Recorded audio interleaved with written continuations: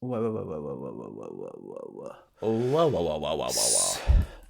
Hey, Ben, how you Whoa, whoa, whoa, going? whoa, whoa, whoa, whoa. I'm good. How are you? Very well. It We feels go on. sunny. I feel like I'm enjoying what is the downslope of the winter months. I see a light at the end of the tunnel where it's like spring is coming. And so I'm just trying to embrace this like actual sunlight. Oh, look at that. Look Yeah. like you're in the Bahamas. Bahamas. The Bahamas. I could feel us going there. You know when I 12 said, seconds to you our know when I first said Donald Trump. 3 months ago that I was done with Yeah. Trump? Honestly, No. just ramped up. Just ramped it up. I can't Yeah. help it. I get it. It's the only way to take him down a notch, by making fun of his physical and voice, physical appearance. Sure. I mean, how funny is it that MAGA is imploding over Jeffrey Epstein? Wouldn't that just be the most poetic justice in the entire world that they implode through Jeffrey Epstein? I mean, amazing I stuff. continue to hold that the most poetic, like if you're scripting this as a story, the most poetic end would have been Trump dying of COVID. Like that would have been the really like the really beautiful sweet spot for that story Yeah. to end. But Yeah. sadly no. Well, okay. Don't wish death on someone in the first 3 minutes, Nick. Well, I mean, it would be not the first time. Well, I mean, What about the assassination? Like, what are that was so close. I don't. The ear, There's a hint of. just like the ear nick. I mean, that's crazy. That was another, that would have been a moment, right? It's a real butterfly effect thing. I've got a real like disappointed feeling that he's probably just gonna like die aged like 93 of some sort of boring disease, with no consequences ever, and that's just not satisfying to me. Okay, all right. Well, you're coming out pretty I'm out hard. for blood.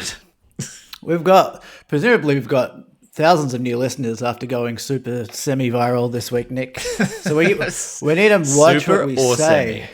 Super or Super semi. semi, super semi-viral. Super Hashtag super semi-viral. there were jokes there that I've left on the table, but I want the listener to know that I did. They were penis related. Yeah, They were we got it. penis. Yeah, yeah. Yeah, but no, we are. I mean, look, Nick, over 1,000 views on our. We're social commentators now. We're influencing, you know, the political conversational Discourse, yeah, discourse. The conversational discourse is what we're Yeah, yeah. influencing. We're influencing the conversational discourse like no one else. Yeah, We've yeah. skyrocketed to the middle of the podcast charts. Like it's only up and up from here. People like to hear what we got to say. They follow our thoughts, and we are the millennial gurus in a sense of The millennial whisperers. Oceania. Oceania. Oceania. Oceania. I never sure how to say it. I love Can you that give some word. context to the people who don't know what the fuck you're talking about? Well, the three of you that don't know what the fuck I'm talking about. Yeah, because I'm just looking at our episode downloads, and last episode was actually fewer than average, so it didn't translate to podcast listens yet. It also didn't translate to followers either. Yeah. We did you gotta get give 2 it new time. followers on Instagram, Okay. but we are now getting close to double the amount of posts that we do of followers, which, it's just when you just see those statistics up the top of your profile, it hurts. It stings a little every time. That's why I don't visit it very much. But Sure. no, but we put out a clip about us talking about the millennial boomer thing that we kind of touched on last week. And you know what I did actually, because I do the clips. I just want everyone to know that I do the clips. Because I do stuff around here too. But I actually I typed into ChatGPT, like I gave it the transcript of our episode, which Riverside provides, and I said, well, what kind of clips would work here? And it said, why don't you pull out this chunk? And I knew it's kind of full circle because our whole thing last episode was the fear of AI. And then I was like, hey, AI, what? How can I game the system? Yeah. And it said, it got up there. It got up there. It felt good. It felt validating. But it did cause a bit of a stir in my family, and I will say I got my dad on the line in a bit, so I'm not sure if you forgot about that. No, I did remember. Yeah, so I said So he give us has 15 opinions. minutes. Is that the takeaway? So many opinions that a mere voice memo could not contain. Nothing could contain that voice memo. No, he's got some thoughts. Like, look, we'll talk to him in a sec, but yeah, I think it's been a bit of a touchy subject in my family, as I kind of alluded to the last ep, and not. Basically, what I want to ask my dad is, like, I think he is sympathetic to the plight of millennials in getting into the housing market, but he's more focused on the solution, and so I just want to flesh that out with him, because we haven't really done it, as a family, but we've hinted at our opinions, but we're flying too close to the sun usually. So okay, and so you sort of dragged me into the middle of a Zabrecki family argument here. Yeah. Are you looking for me to pick sides here? Like, am I meant to be Team Michael, or can I team up with your dad to humiliate you in front of everyone? No, well, I don't think you'd do that. I think what you should do is, just because you articulate things better than I do, but it might be a bit tricky for you in the middle of that situation. So maybe you just clarify a few points. But what I'm really hoping for is some viral clips, essentially, and just some. Okay. So this is just about content. This isn't about solving problems, or indeed 100%. Like family, respect for each other or anything like that. This is solely. This is a view ploy. Yeah. Okay. Yep. Well, I will keep that in mind, and perhaps halfway through I'll just pop the headphones down, go grab a drink while you two sort out your stuff, and pop back in to see how it's going later. I feel like we should not dawdle then. Welcome to Deep Thought, everybody. This is a podcast in which apparently we are resolving family disputes live on air through the use of a legally trained adjudicator. Sitting through the internet with me, my friend Michael. Hello, how are we doing? Hi, everyone. Thank you. Does everyone include me? Especially you, man. Yes. Okay, and my name's Nick. Hello. Hey, everybody. Hope you're doing well. I'm going to try and keep the timbre of my voice a bit lower this week, because I did get lots of nice feedback from the illness last week, saying that it made me sound really good. So I'm just going to try and keep it down there, keep it a little bit more masculine for the boy at the back. So maybe I'll go a little bit more like this. Yeah, there might be a sweet spot. Yeah. There might be. We'll find somewhere in the middle. Well, with no further ado, I guess we should invite Michael's dad, Peter, onto the show. Welcome, Peter. How you going, Dad? Thanks for joining the show. Sure. How you going, Nick? How you going, Michael? I'm doing well. Thank you very much for being here. Yeah, I just realized earlier as well that with Dad on this ep, I've only got one family member, my mum, who hasn't been on Deep Thought, Nick. That's true. Yeah. So we've got to find a way for Mum to get in. You have plenty of cousins and extended family we can get in. Yeah, true. Hey, I like the fact you're labelled the handsome one, Nick. I don't even choose it. That's how Michael puts this on for the names of this call. So it's a generous compliment from him. Yeah. Wow. Yeah.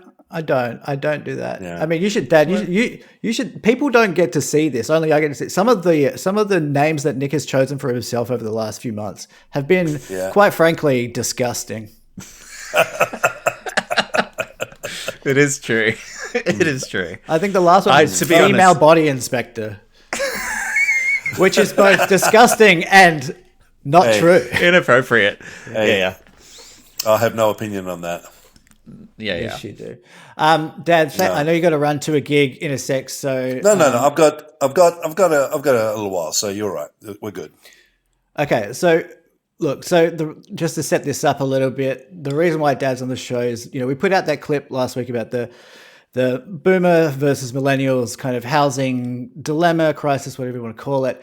And it sparked a bit of discussion in my house from my mum and my dad. And I was saying to Nick before, Dad, that in our family we've kind of discussed this a little bit, but not.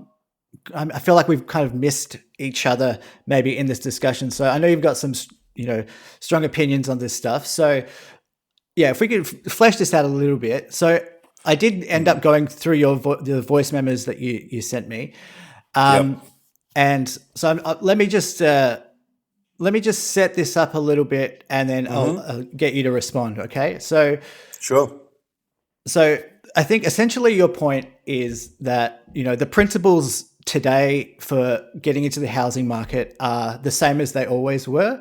And, you said theoretically millennials can save up to buy, even a 1-bedroom apartment to get out of the rental cycle. And I think that's true. We can all agree on that. And I don't personally know anyone who's been able to do that without an inheritance or, the bank of mum and dad. But I can accept that that's true. That's true. But in terms of Well, I would disagree with that, but go on. No, I'm saying I don't know anyone personally. Yeah, okay. But okay, I suspect that you're with this argument or debate, like you are a lot more interested in the solutions to this for millennials, and we can get into that. But I just want to know, just in terms of the argument itself, I want to know if you do agree with the premise that the cards are kind of more stacked against millennials now than they ever have been. You've heard that millennials are the first generation in history to be worse off financially than their parents. So I just want to know, do you accept that premise, first of all? We'd have to sort of set up some parameters there. But look, here's the thing. They were saying the same thing about my generation when we were just getting married, and I'm pretty sure my father's generation would have said the same thing. So, however difficult you guys are finding it right now, imagine my father and my mother in 1953 when they got together. They had nothing. They had absolutely nothing. They didn't know anybody. They didn't know the English language. And all they had was a small community of Ukrainians around them. So would you agree that that's fairly challenging as well? Absolutely. All right. So I guess every generation, there's a new set of problems that gets thrown up, and I just think you guys are doing yourselves a disservice by throwing your hands up in the air saying, well, it's just too hard, or we can't do it, or someone else's fault. I mean, the reality of it Dad, is... I'm just going to push back on that, okay? Because if you said that before, right. I think this is important. So, and you said this in your voice memos that you're doing yourself a disservice by whinging or complaining all the time. And I just disagree fundamentally with the fact that it's whinging, like the whinging or complaining about it. I don't think it's whinging or complaining. And I don't agree that voicing your concerns about that stuff that millennials, in the way that millennials have, is occupying time that you could be hustling and getting into and working out how to earn more money. I disagree with that. I think what millennials are saying here is not like, it's not a blame game. I don't think millennials are looking to blame boomers for this. I think what they're looking for is an acknowledgement that we need to do something about it to tip the scales in the other direction. I think, and that's a fair argument, I think. Well, tip the scales. Look, all you can do is all any generation can do is deal with the hand that you've been dealt. That's all you can do. So in my generation, I know you say you don't blame the boomers, but you do. There's a lot of talk out there about it's the boomers have stuffed this up, the boomers and whatever. But look, here's the thing. You have an opportunity to buy into the real estate market right now if you choose to do it. By the way, Nick is a homeowner now. Well, that's great. Well, I take my hat off to you, Nick. Well done. I wouldn't mind finding out. It was entirely due to the bank of mum and dad. All right, but Nick, are you saying that you couldn't find anything for yourself, or you? It would be completely not in a position to. Completely impossible. Yeah. All right. So Nick, you earn a salary, right? No. He's a Okay, so freelancer. you don't have a salary. I'm on contract freelance work. Okay, Yeah. all right. So your work here is periodical. In other words, you might be booked for 3 months, 6 months, a year, whatever, and then you're not sure where to go to after that. Is that right? Correct. Yeah. All right. Okay. So that absolutely complicates things. But look, let me before we go too further down this track, let me just say a couple of things. It's very difficult to buy a house as a solo person. It's a lot easier to buy with two. So let's start off with that. Okay, let's start off with that premise that if you are a single person, it's difficult to buy a house, but it's not impossible. And you have to If we're just going to have a look at that premise to start with, though, that is in itself, it is in itself an acknowledgement that things have got worse over time, right? Because if you go back to the 40s, 50s, there was a single income economy, right? Where Yep. the wife would stay home and would work and, raise the kids, and the dad would go off and earn a living, and that would be enough to support the whole family and to attain, hopefully, a house. And indeed, for many people, it was. So the fact that we are now at a point where only one income by itself is not enough to attain a house is in itself evidence that over the past 60 years, things have become increasingly difficult. Well, I have no doubt that things have become more difficult, but let's just go back to what you said. It's that they're one person now. I mean, I think you've got to establish what you and I mean by a house. Now, one of the things is that, I mean, we'll take Michael, because Michael, you're on a salary, right? Yeah. You're on a salary. So without, I have no idea what your salary is, but let's just do some numbers. Let's just say you're on 100K. Yeah. Is that? Yeah. I may or may not be in the ballpark, but let's just use that. Are. All right. So you're on 100K. So that means that you could be squirreling away money for a deposit.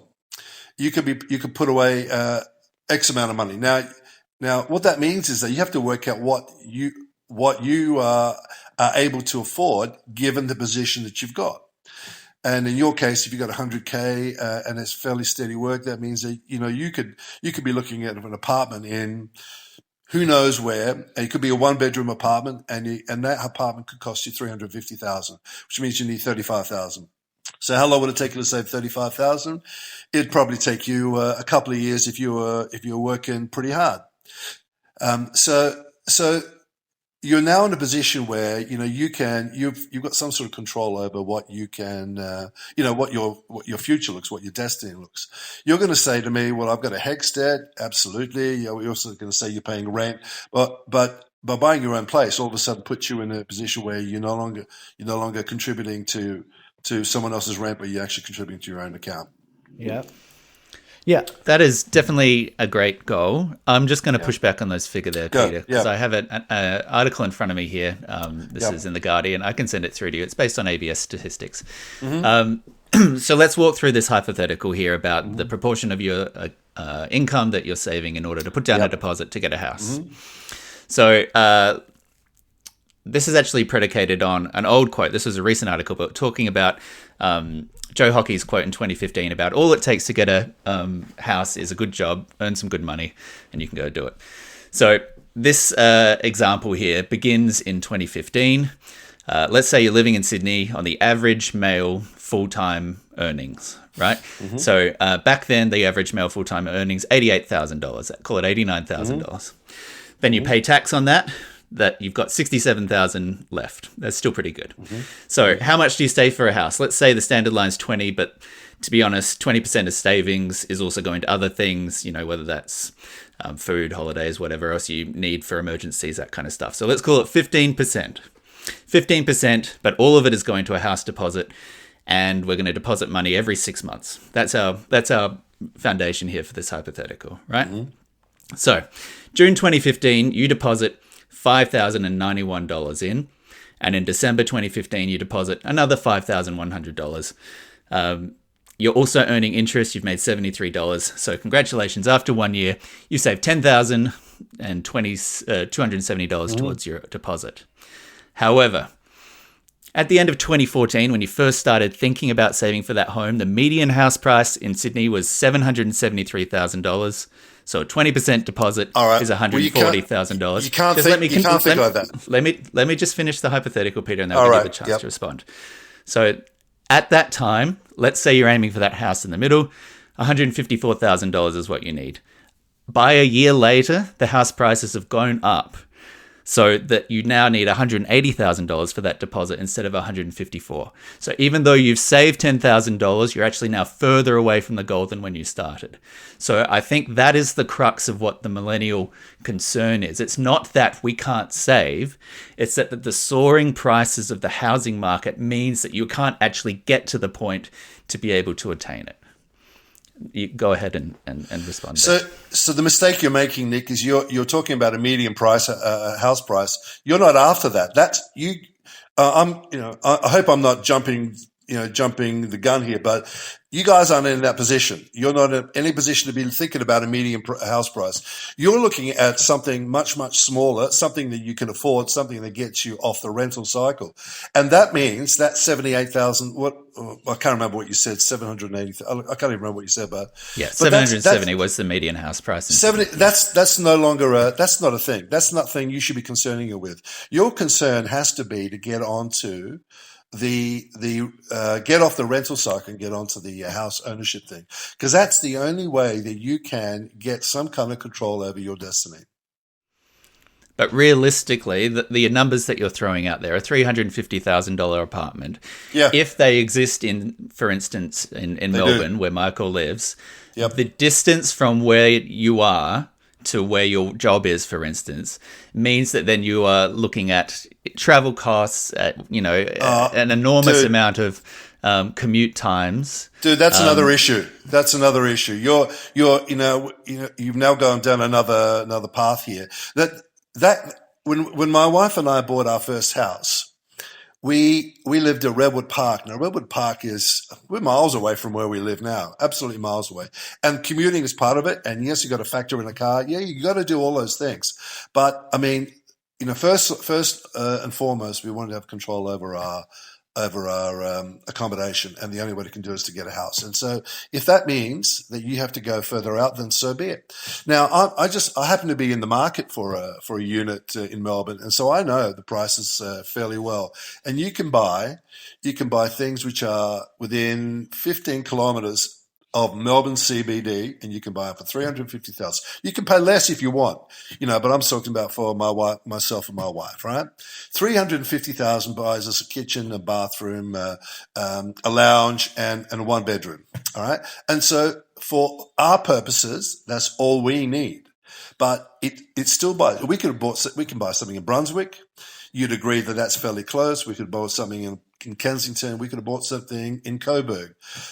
So the reality exists that we can buy that for $350,000. So let's use that as an example rather than $778,000, because I think that's unrealistic. And I think you only worry about $778,000 when there's two of you on board, and then that leads us to something else. But I'll talk about that a little bit later. I guess the other element here, and this is going to actually, to play devil's advocate, I guess. I mean, the other thing is, like, in terms of your point, Nick, about having to move extremely far away from your place of work, more people are working remotely than ever. So that is more of a that aspect is more of a possibility for our generation. It's certainly more plausible these days, with the internet. Right. If this is the case here, so if we look at the raw statistics of it, though, right? Yep. I mean, we're also talking about, in this example, someone earning an average income. That means more than 50% of people aren't earning that amount of money, right? Yep. And even if you are looking for the lowest entry point, place at the furthest distance away to get on the property market, even that is, unattainable to people who are living in, say, a gig economy or with unreliable work.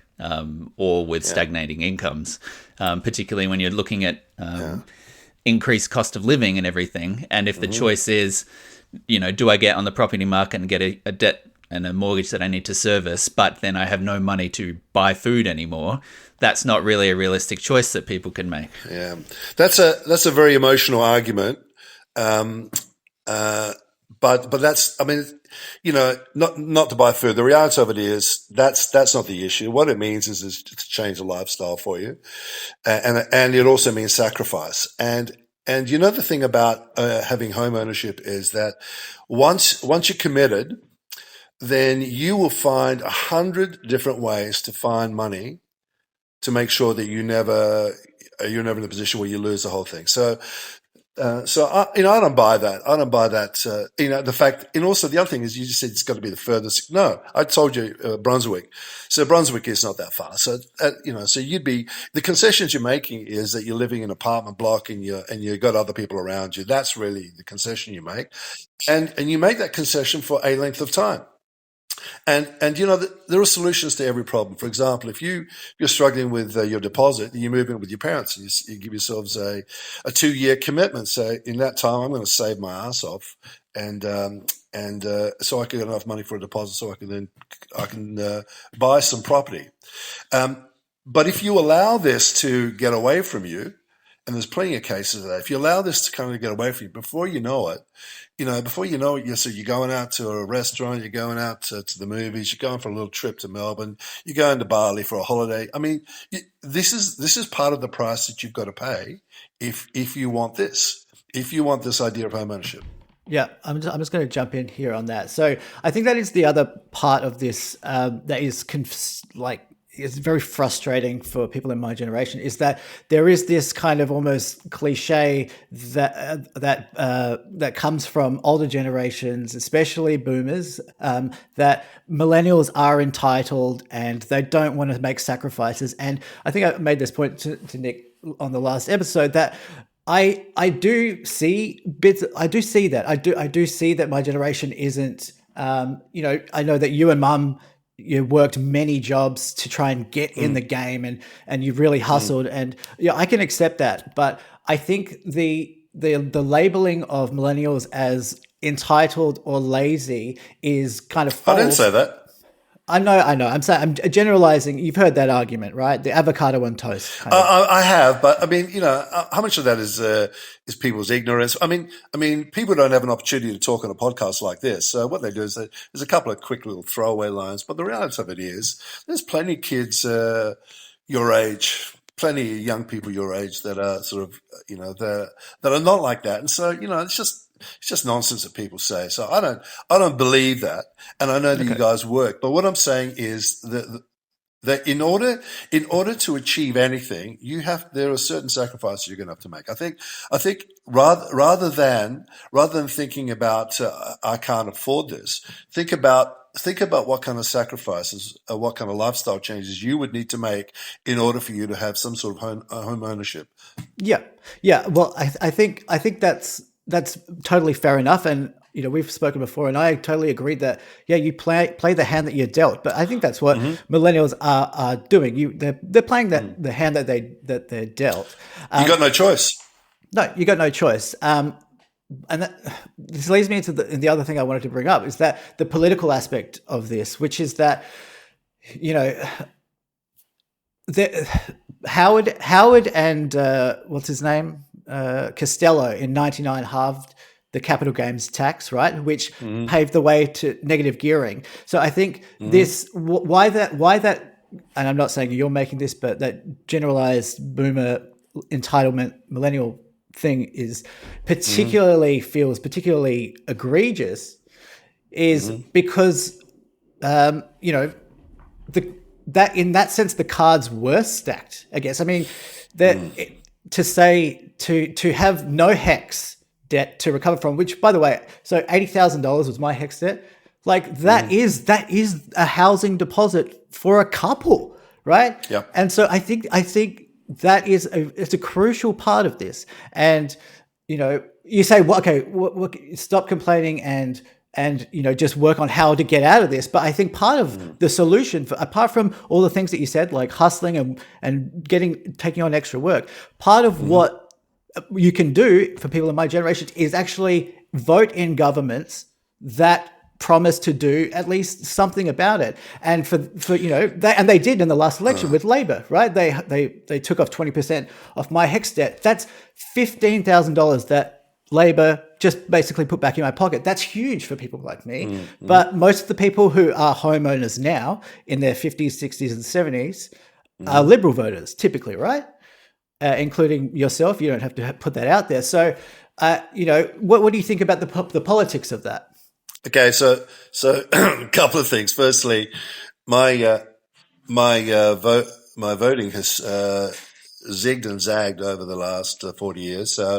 So you don't want to be calling me a Liberal voter because that could be one moment in time. All right. Okay, fair enough.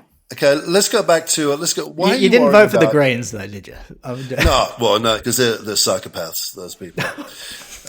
You can put Nick, that on. Nick, air who'd you vote for in the last election? I voted for the Greens. Okay, cool. And the beauty about this is that you're entitled, and I respect, and I love the fact that we are all entitled to vote for whoever we want.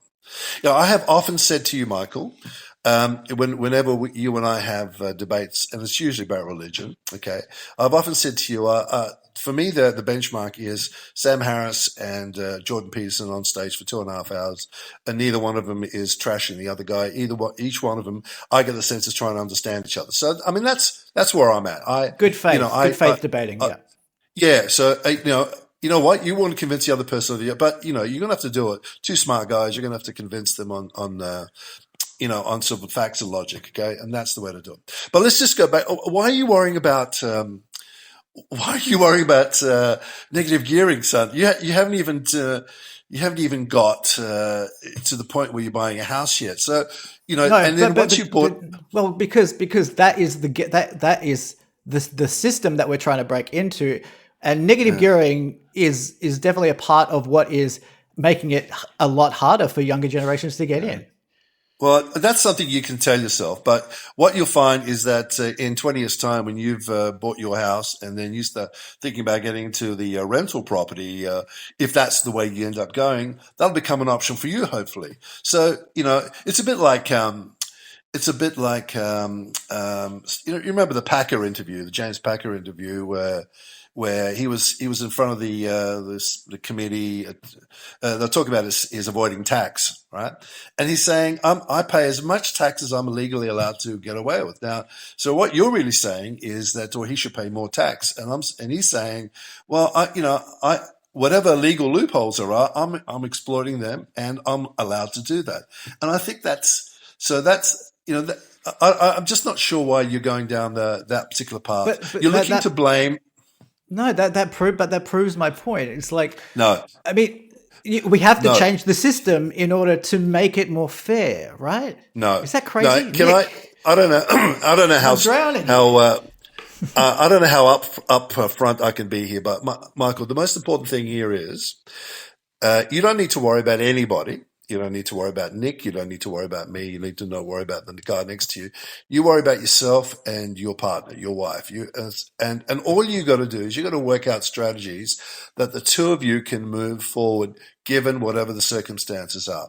And I think, I'm 100% sure I could show you a way to do that, where you'd get into some sort of home ownership.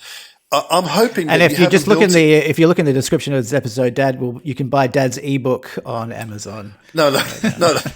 Well, yeah. I mean, that's slightly mocking, but what I'm saying to you is there are ways for you to solve these issues. And I can show you how to do it, and I do it for I'm saying this because obviously I care for you, for both of you guys. You guys are great guys, you're smart guys, and the fact that you guys don't make it weird now. And I just think we didn't say anything. Yeah, also, I saw the clock ticking there, Nick, and you did a nice pivot to weird. Nick, yeah, Nick, I saw your eyes. Your eyes spoke a lot. It was just handsome one. Yeah. Look. If there's a solution to a problem, do you think it's reasonable? Do you think it's reasonable that you would sort of go down that path, or do you want to be treading water for a little while longer? I could show you how you could do this by yourself if you were single, let alone if you had a partner. Now, the two of you, honestly, it should be a snap. I would be gobsmacked gobsmacked if you couldn't find a place. And we're no longer talking with two of you. We're no longer talking about getting a one-bedroom apartment in Brunswick. I'm talking about something a little bit further out, but maybe getting a house. Now, I know the average house is now $1 million, but I mean, your salary, your wife's salary, there Your are ways that husband's. you could do this. And you could do this, and you know what? You could do this and pay off that house, whatever the cost is, in 10 years. In 10 years. And will you going to have to make some concessions? Yes, you are going to have to make some concessions. Absolutely. And I have no idea how often you guys go out for a meal. I have some idea of you, Michael. I have no idea about you, Nick. But you have to ask yourself, what is it that I want more than anything? And then once you set your mind on that, then really it's extremely, extremely achievable, even one person. Peter, if there are no changes to make to the current system of property ownership, Yep. of taxation, of the economy, the way that all works, if there are no changes necessary, then why is it different to when you bought a house 30 years ago? Why can't we go back to how it was the first time when you were getting onto the property market? Well, because time continues to move forward, and we know what politicians are like. Everyone comes out with with all So sorts of ideas. you'd support undoing those changes to capital gains tax and that kind of thing to go back to how it was? Would you support a free education? Well, for me, I would support a free education. Absolutely, I think a free education is a great thing. I think everyone's entitled to that. But you realize, of course, that a free education means that someone pays for it somewhere. All right. So Yeah, we're talking about changes to how taxation works, right? Yeah, well, so in terms of tech, I would support absolutely a free education. I think everyone's entitled to a free education. I think for the most part, up to year 12, people get that. It's what happens beyond. Now, one of the things about some of the courses, no, actually, I won't go down that path because that's a rabbit warren. I can see it already. In principle, I would absolutely support free education. Now, are you talking about just go to uni and go for any old course, or sort of All tertiary education. Well, okay. Well, I think sort of doing some of the courses that exist now. I mean, they're in order for you to sort of let's just do. How much trouble can I get into saying this? If you're going to do sort of 4 years of a gender studies course, well, the question you got to ask yourself is where does that take me? There has to be a practical approach to this, And if you want to, do a course where you just want to, I just want to expand my horizons, I think that's a lot to ask for society and for the government, because that money. That could be allocated elsewhere. And I think we live in a world where everyone's trying to allocate money sort of reasonably. So the only purpose of education is to acquire skills or career pathways. There's no benefit to it in and of itself. Well, I think if you want to get some self-benefit and purely nothing else, then I think that you have to take some responsibility of that.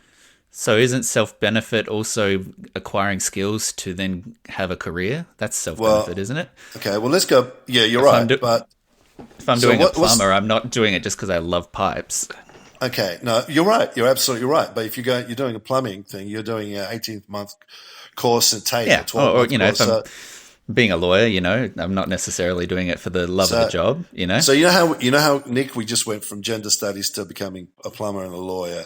So that's two different things. So what I was talking about is talking about selecting career paths which have no rule proven whatever. So part of the beauty about university, part of the beauty about high school now in particular, because as you know, I'm a teacher, is that there are a lot of courses they get kids thinking about what they're going to be doing early on. When I was in school at year 10 and year 11, I had no idea what I was going to do. But now they've got courses for year 9s, and they get them thinking about the kinds of skill sets that they have and the things they want to do, and they start to move towards it, which I think is a pretty good idea. Yeah. And so once you go down that path, you avoid people like me who get to the beginning of year 12 and go, I'm not sure what I want to do.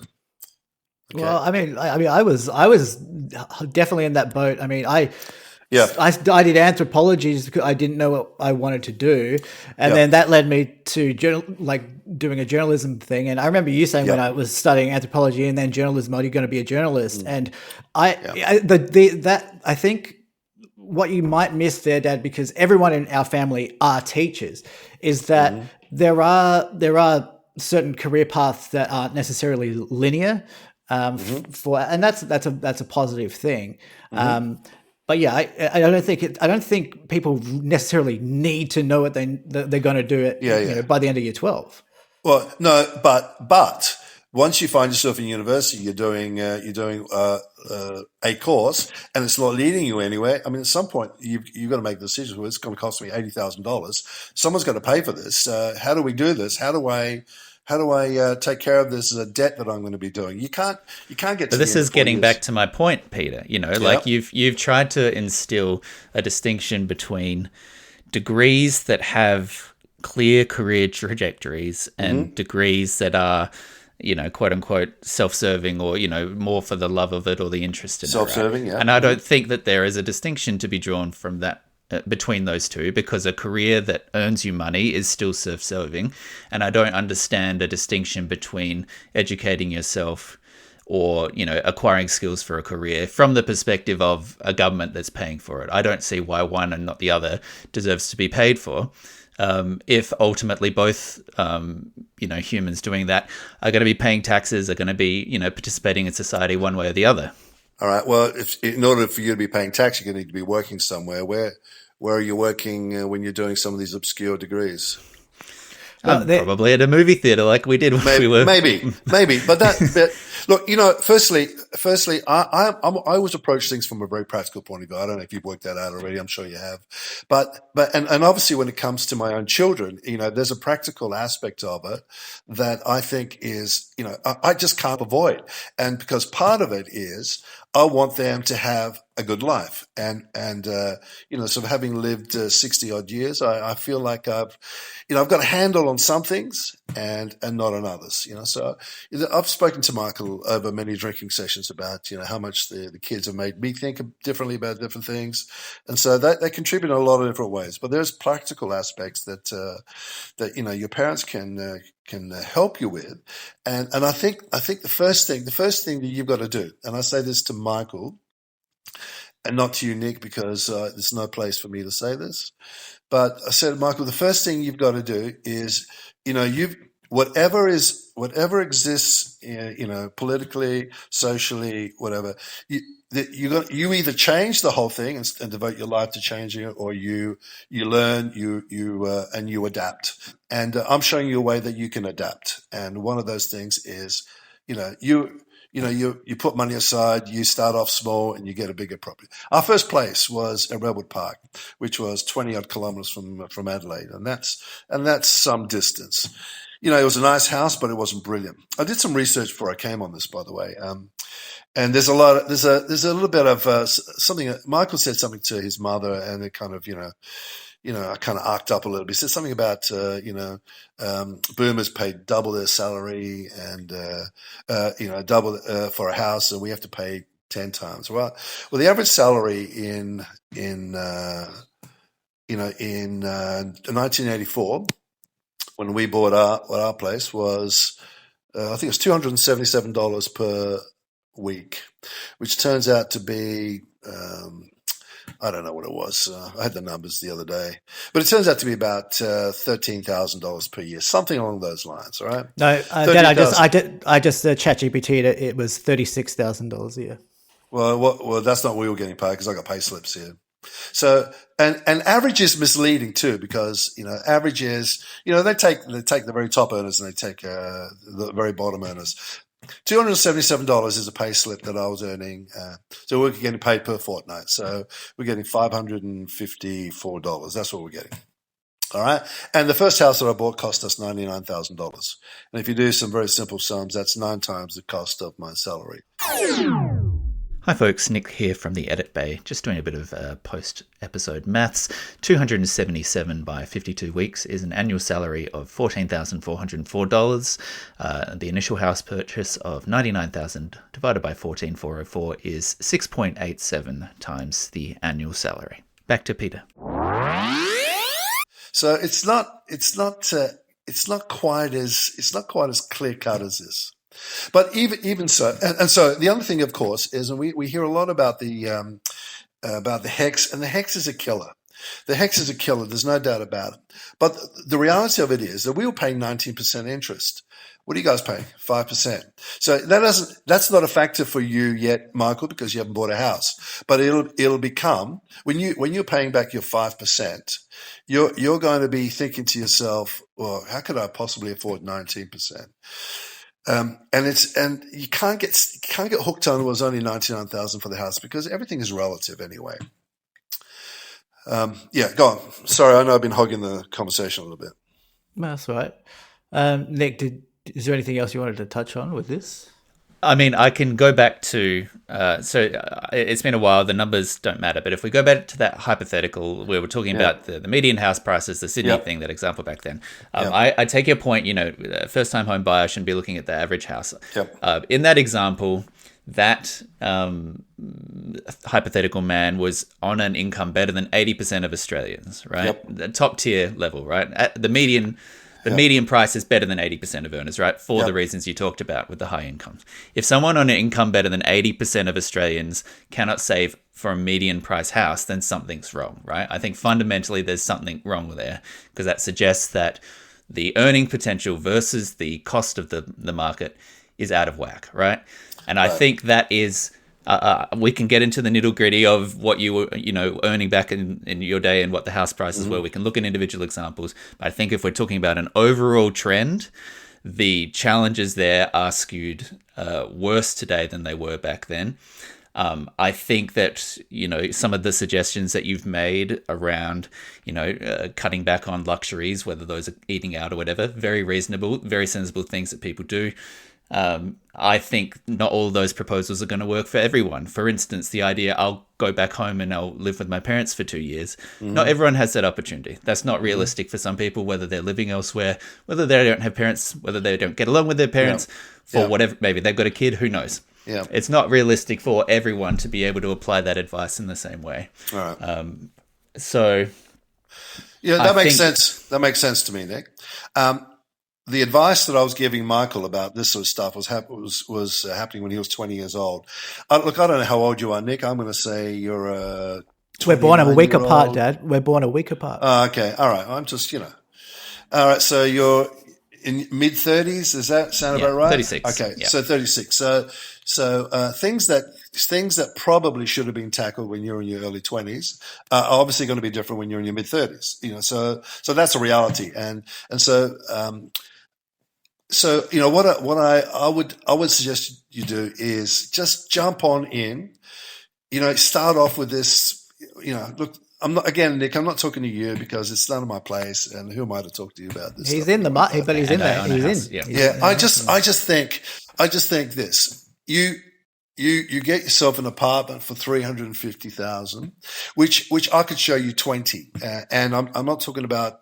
What's the areas out there? Mulgrave or whatever. I'm talking about areas that are. I'm talking about. Yeah, I know he's there, but I'm talking about Melbourne. So something that I don't know if Nick knows Melbourne very well. Not too close. You could do that. So let's just do some numbers. Yeah. And I'm a numbers guy. I love numbers. 350,000. What's your favorite number? It is for the moment. What is your favorite number? Like. What's your favorite number? Yeah, 350. Okay. No, I'm going to change it up. 350K. It's different. Okay. So, all right. Big so, but spender. I'm just rounding things off because it's just easier to do it that way. 350K. Once you've paid your what's his name, which I think is an abomination. That stamp duty. It could be 370,000. 370 is 10%. You need 37,000. How long would it take you to get 37,000? If you borrow the money. You borrow from a family. You borrow from a bank. 37. Once you've got the 37,000, You bought this place, you're in there, and now you're paying this thing off. Now, I don't know what you're paying so did you say Christchurch? Yeah, correct. Correct. I don't know what you're paying there, but the average rent's got to be $500 a week. $500 a week, that's $2,500 per month, and that's of course that's $26,000 a year. $26,000 a year. So you think about a plan of attack, and a plan of attack may be going back to your parents' place or going back to a friend's place and say, doing some sort of contra deal, which is, I'll help you clean up, I'll do this, I'll mow your lawns, whatever, and you give me subsidized rent, or you give me free rent, or something, whatever you can possibly think of. You save up your $26,000, you put a couple of extra dollars away, do a couple of sell your podcast to, overseas to Brazil. You make a few dollars there. You work a few bar jobs. Pretty soon you got your $37,000, and then you're off and running. And then you're in a house, and that means that no one can kick you out. No one can tell you what to do. And then you've got a new set of problems. But at the very least, that becomes your place. Now, it may be modest to begin with, but you'll continue down this path where you're putting some money away. You'll pay that that $350,000 off very, very quickly, 7 years' time, and I can show you how to do that. And then you're in a position to upgrade, and then possibly you're in a position where you can start to take advantage of some of the tax things, which we all do anyway. We take advantage of all sorts of tax things on a regular basis. So that's a simplified plan, but that's the way forward. That's the way forward. And my suggestion to you, Michael, is to get onto this sooner rather than later, because real estate's only getting further and further away from you. Yeah, we're working on it. So, sorry, why is it getting further and further away? Is it because things are becoming more expensive? Well, yeah. Hang on, Nick. What are we going to do? We're going to go back to 1800s, where you could buy a property for $20? I'm just confirming that prices are going up. Is that what you're saying? Yeah, Prices of homes. Yeah, prices of homes go up. Prices of food goes up. Your salaries go up. I mean, sorry, salaries can go up. Salaries go up. Yeah. Salaries can go up. Oh, I've never heard of that before in my fucking life. Salaries going up. Salary, the money that I get paid to do my work. So you mean so are we descending into ridicule now, Nick? Is that what we're doing? Not ridicule, just complete flabbergasting. Yeah. Okay. Well, I'll have to look out for that next time. The point that I'm trying to make in between your mocking there, Nick, commentary, mocking is that everything goes up. So you can't pick one thing in isolation. Everything goes up. Michael's mother and I, we do okay. But we're still complaining about the price of eggs, for example, the $10 a dozen. So, I mean, there'll always be something about that. But the reality of it is, next time you and I have this conversation, it'll be 10 years' time. Your salary will be 150 grand a year, and properties average will be 1.6 mil. It will be, we'll be having, this will be a cyclical discussion. And then we'll be going on our son's podcast in the year 2055 to say, suck it up. Yeah, maybe. So in 10 years' time, the salary is 150K and the price is now 1.6 as opposed to 100 versus 1. So that's actually got further away? Nick, what just are you confirming. Doing? Just confirming your hypotheticals. That's Nick, it. These are the other thing I want to hypotheticals. say, Peter, is deposits at 10% is pretty unrealistic these days. Most places look for 20% with the bank.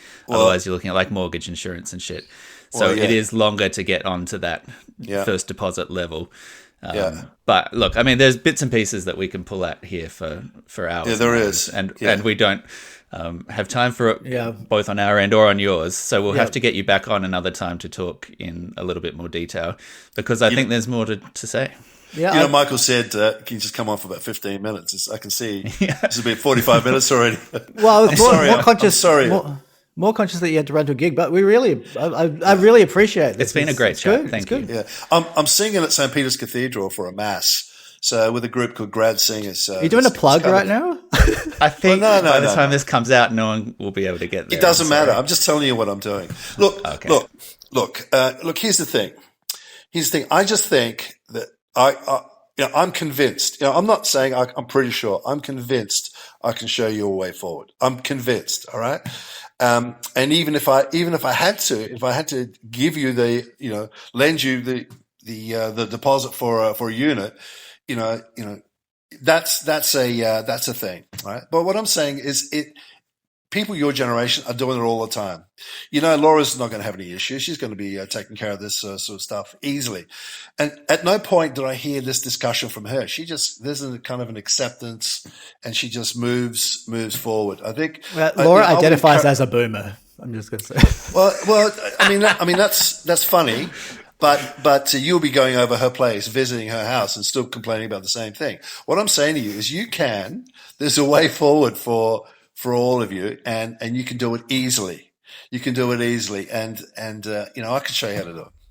All right. Well, Peter Zabrecki's 12 Rules for Home Ownership. Hey, all good bookstores coming out. Well, you just mocked two of us then, me and Jordan Peterson. Is that right? Well done. Don't get me started on Jordan Peterson. It's not. We're not mocking, Dad. This is a comedy show, after all. This is all about the laughs. Well, I can tell you, everything I'm saying is deadly serious. Dad, sincerely, thanks for coming on. This is fun. Yeah. I'll be interested to hear what Nick's got to say as soon as I leave, privately to you. Yeah, well, it'll be part of the pod. You can just listen to the episode. Because I know you stopped listening to the show. I know you stopped listening to the show because you're getting drip fed from Mum, who does listen. That's true. So you'll have to listen to this one to see what we say about you after. You know what? Ask Fran. She'll give me the goods for sure. Yeah. All right. Thanks, Peter. Thanks, Adam. Good luck with the show. Thanks, Michael. Thanks, Peter. Thanks, good to speak to you. Good to see you again, Nick. Cheers. You too. What a great guy. What a nice I guy. have nothing bad to say at all, Nick. And very, very handsome, very demure. Are we talking about me still? Oh, yeah. No, that was lovely. It was nice. It was informative. It was interesting to hear his position. Yeah. Obviously, there are things we disagree on. I think that we could push back on some, data and things. But yeah, it was a nice and amicable conversation about some real issues that I think both. Yeah, when I asked my dad to come on the show on earlier this week, I said this to him, like he said immediately, yeah, let's have this chat, and I do really appreciate the engaging in that discourse with us. I think it's good. And he's sincerely invested in an outcome for you and for Lauren, and getting on the property ladder. So it's coming from a good place. Yeah, absolutely. I think there is I think we are kind of having two different conversations. He is very focused on the solution to the issue, which I think is specifically for you. Yeah. Yeah. As in, I think his perspective is, how can I get Michael into a house versus what is perhaps the broader societal picture. Absolutely. And I think that's actually, that's coming from a real place of love. That is like that feeling. And, to be fair, like, we spoke about in that conversation just then, a lot of people aren't in a position where they can rely on their parents or ask them for help. And I know, you are in that position, fortely, and totally. I got to say, my parents, in a lot of ways, and still to this day, have been very, very generous and helpful with me and my siblings. So, we can disagree about some broad stuff, but my parents they're very good to us. Yeah. If anyone listening at home has comments or thoughts or input, you know how to reach us. So send us a voice memo or send us an email to deepthought@gmail.com. I'm sure there'll be people who've had thoughts and opinions listening to that. It'd be interesting to hear what else is out there. Yeah. In fact, on that note, if you've enjoyed this episode, thank you so much for listening. Please find other episodes in our podcast feed and give them a listen too, and hopefully you'll enjoy them just as much as this one. You can also get in contact with us, as previously mentioned, deepfort@gmail.com. You can reach out to us on Instagram for more reels and clips. You can send us messages there if you'd like. It's on Facebook. You can rate us on Apple Podcasts. You can rate us on Spotify. You can leave a comment on our Spotify feed. Michael, what's our comment of the week? The comment of the week is... No comments. No comments. Okay. Well, theoretically, it's a thing. And you can just generally stop giving yourself excuses and just get on the fucking property ladder, mate. Just fucking do it. Don't go out for dinner. Can I just do a plug right here? Yeah, please. Between you and me, I have a song coming out on Friday. Okay. A song and a video. Under my music project, Slow Mons. So if you're interested in that at all, please follow me on Instagram so I can not have pathetic numbers on there and feel invalidated. And go to Spotify and follow me on Spotify. So hey, Michael, I didn't quite catch that. Could you spell the name of your artist so that people can find us? SLOW. Slow. MONS. MONS. Slow Mons. Slow Mons. Yes. Thank you. And I have this. So this is the first original track that I'm putting out under this project. And your friend of the show, great friend of the show, Sean Collett did. Sean Collett. Whoa! Do you remember who that is? That's a throwback. Whoa, that is a throwback. Dude. All right. Yeah. Need to go back to therapy. That was a guy that we worked with. That was a guy we worked with 15 years ago. Nearly 20 years ago. Punched me in the face once. Do you remember that? Sean Lewis, our friend Sean Lewis. Sean Lewis has, I reached out to him a couple of months ago, asked him to put a music video together for this song, and he's done such a cool job. I love what he's done so much. And that'll be coming out on Friday as well. So I'll put links there. I'll pop that in the descriptor of the podcast, so you can just click that link. That's probably the easiest way. Slow Mons. I got to say, it's funny. You know, I've never met Sean, but I've obviously had interactions with him. I've had some sort of pseudo relationship with him for the last 10 years, right? Where, you know, he did the art for Deep Fort. So when you're looking at our podcast screen, he did our art and many good things. And over the years, I've reached out and asked him for things when I've been putting, together the Christmas album and what have you. And I was kind of thinking about this the other day, that this project that we've kind of been working on together, we've, escalated our communications, obviously, by working it's just you and he and me. On this, as opposed to it being related to you or involved with you at all. And I was laughing because I think my relationship with Sean, even though I hadn't met him, had been somewhat maybe based on on the podcast, that it's kind of ribbing in that was the tone. Riffs.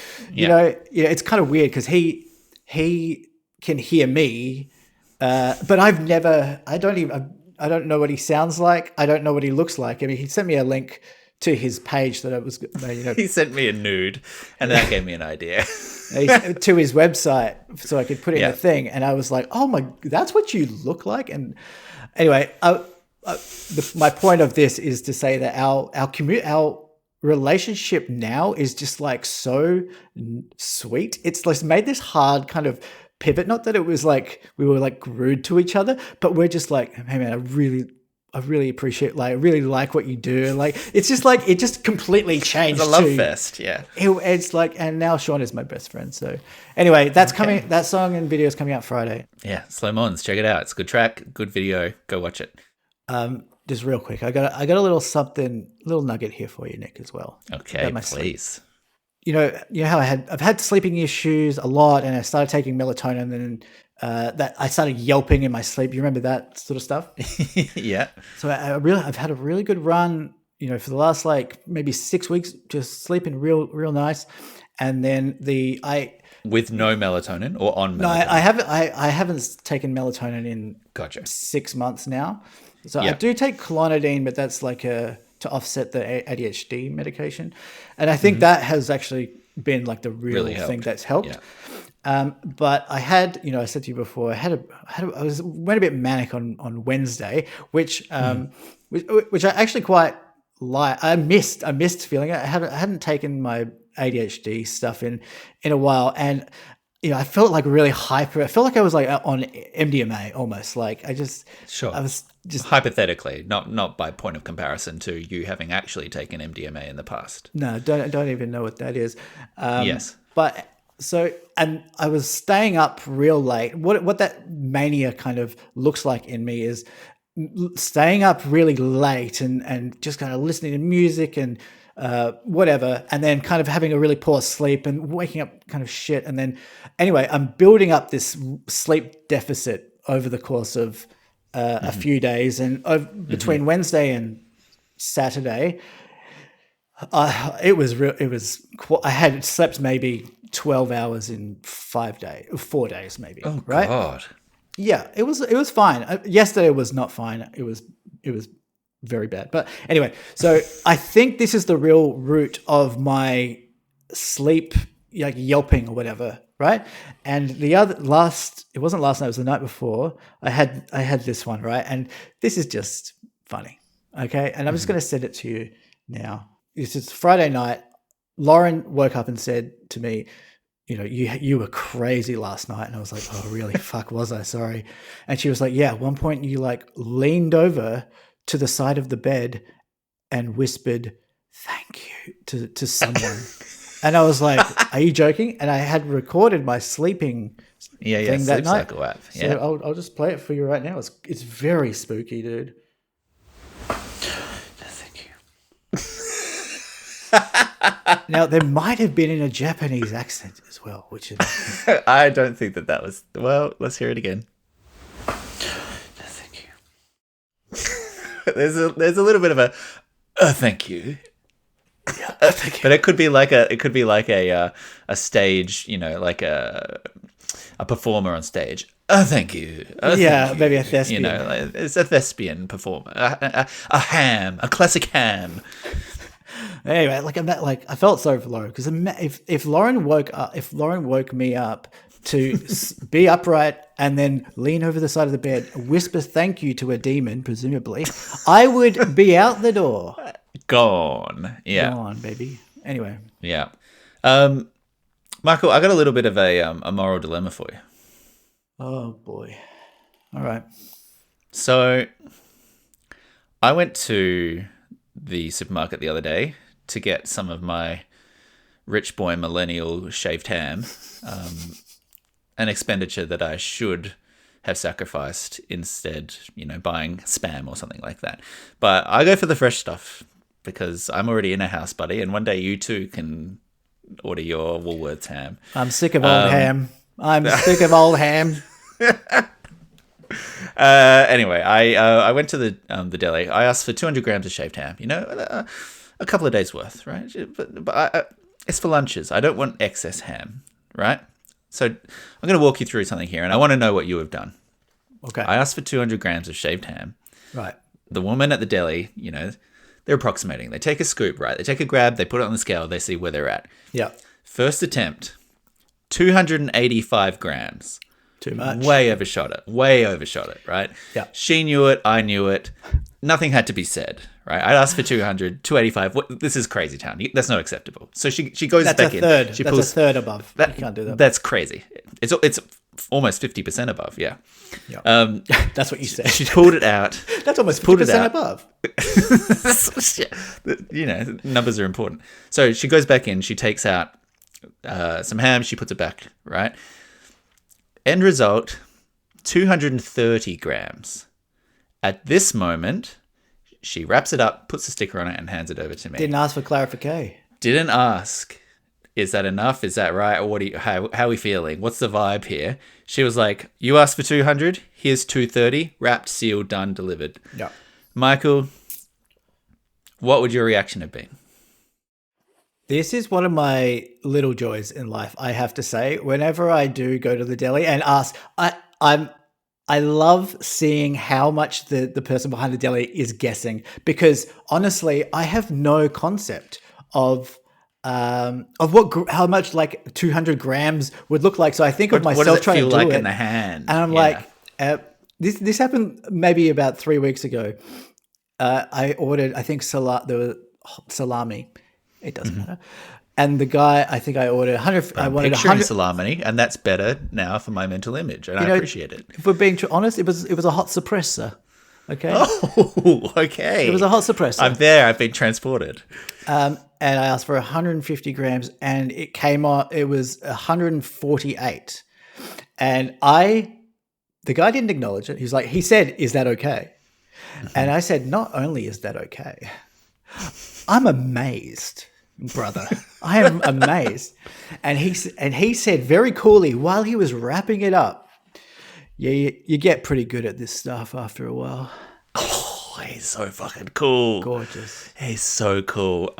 This is going to sound like an exaggeration. This is a true story. It's a completely different time, this is years ago, but it's still immortalized in my brain. There was one time when I asked for, again, ham, for example. I asked for 200 grams of ham. The woman grabbed, 3 slices, put it on the scale, plop, 200.